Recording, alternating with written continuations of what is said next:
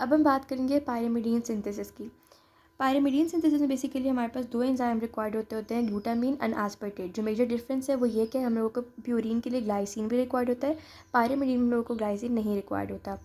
अब हमारे पास हम लोग सिंथेसिस की लिहाज से पॉइंट डिस्कस करते हैं। जो सबसे पहले स्टेप के अंदर हमारे पास जो ग्लूटामीन होता है और कार्बन डाइऑक्साइड, वो दोनों कंबाइन करते होते हैं in the presence of enzyme carbamoyl phosphate synthase. Carbamoyl phosphate synthase के प्रेजेंस में दोनों कंबाइन करते होते हैं और as a result carbamoyl phosphate जो है वो फॉर्म हो जाता होता है। इस पूरे रिएक्शन को जो चीज़ इनहिबिट करती होती है वो यूटीपी होता है और जिसको स्टिमुलेट करता होता है वो पीआरपीपी होता है। कुछ स्टेप्स होते हैं हमारे पास कि एस्पार्टेट जो होता है वो कंबाइन करता होता है कार्बोमाइल के साथ in the presence of enzyme aspartate trans carbamoyl, और हमारे पास कार्बोमाइल एस्पार्टेट फॉर्म होता है।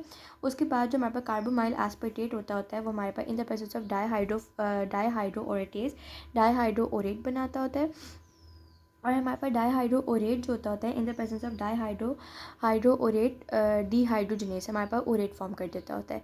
ये जो अभी हमारे पास दो एंजाइम्स हैं, ओरेट फॉस्फोराइबोसाइल ट्रांसफरेज एक एंजाइम होता है और एक होता है ऑर्टिडाइलेट डी कार्बोक्सिलेज। ये दोनों के दोनों जो होते हैं ये हमारे पास एक सिंगल डोमेन होते हैं of an enzyme NMP synthase. अगर एनएमपी सिंथेस की डेफिशिएंसी होती है तो हमारे पास ऑरेटिक एसिड्यूरिया होता है।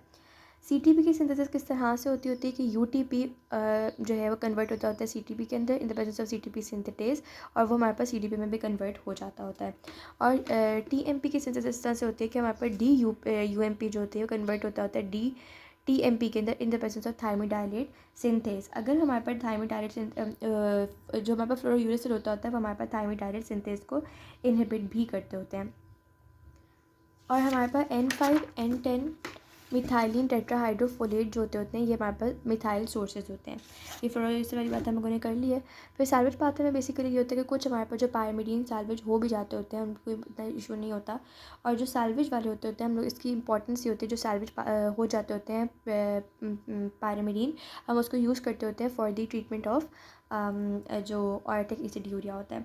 और जब पायरिमिडीन की डिग्रेडेशन होती है तो as a result of that carbon dioxide, ammonia, beta alanine और बीटा अमाइनो ब्यूटारेट जो होता है वो फॉर्म होता है।